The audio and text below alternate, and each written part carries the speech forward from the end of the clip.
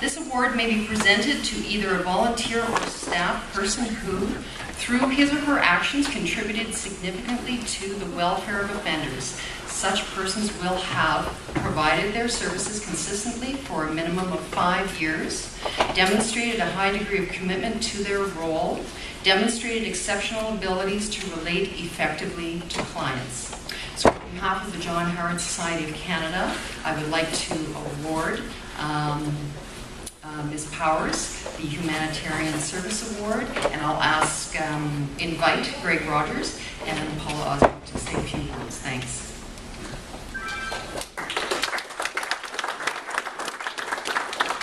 I want to take a minute to interrupt for a commercial break. We're selling t-shirts to pay for Lois's trip so she can come here.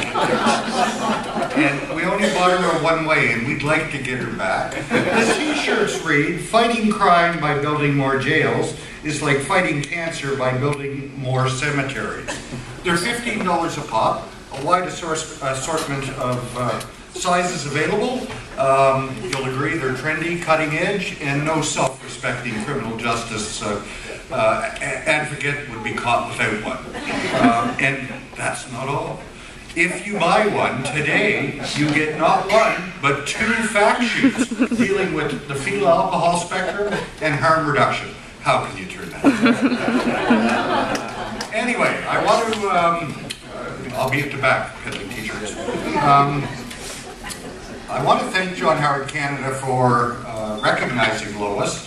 The day the nominations came out, I think it took Paula and I the better part of a nanosecond to go, Lois, and to put her name forward. So we were really delighted when she won.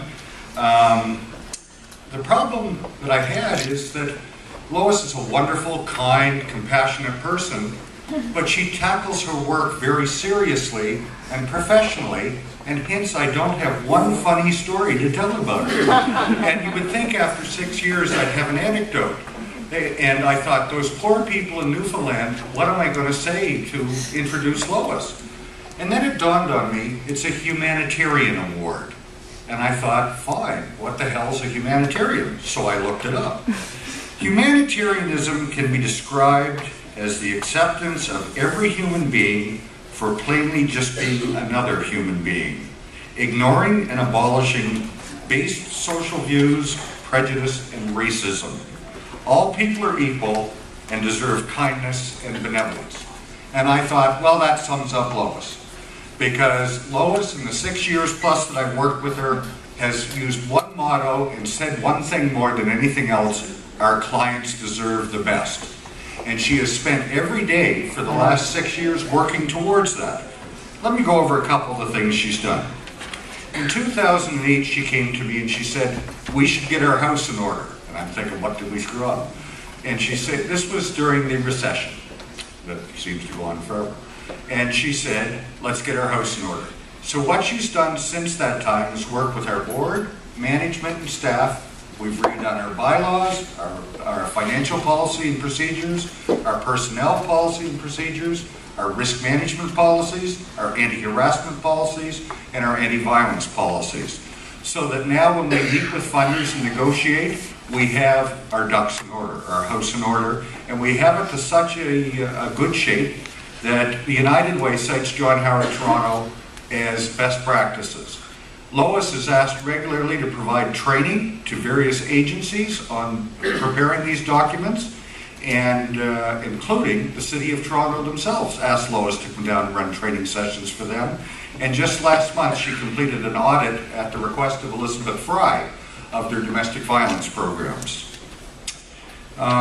Lois has been providing in-reach to prisons in Toronto since 1986. In Toronto tonight, there's 2,000 men in jail. Lois ensures that our workers who go into jail are not doing hi, how are you counseling. We're not bringing students in for jail tourism. The people that are going in to work in the jails are going in to work with the guys in there to help them successfully make the adjustment as they return to the community. Lois insists and sets the bar right at the top for case management and client notes, so that when we're subpoenaed, and we have about 16,000 clients each year in Toronto, so we're subpoenaed a fair amount, our case notes are in order, and both the police and the courts are happy with us.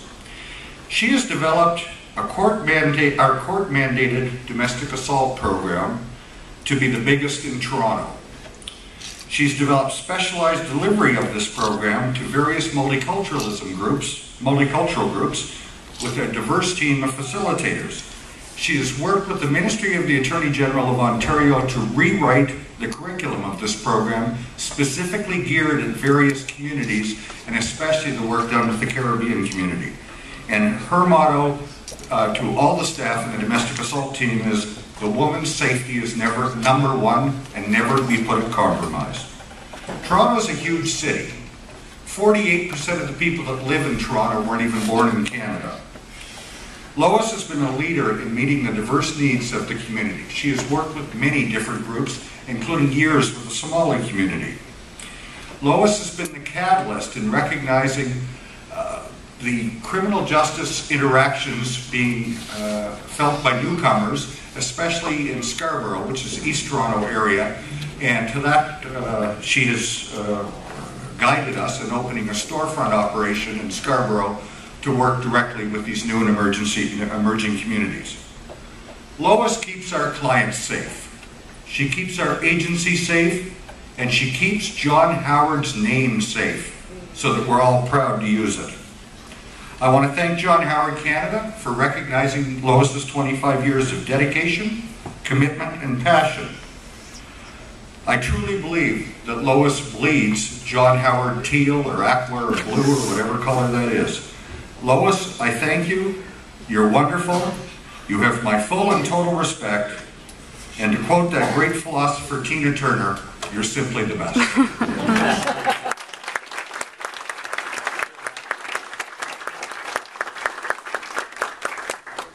My role in sharing in this presentation is a collective one.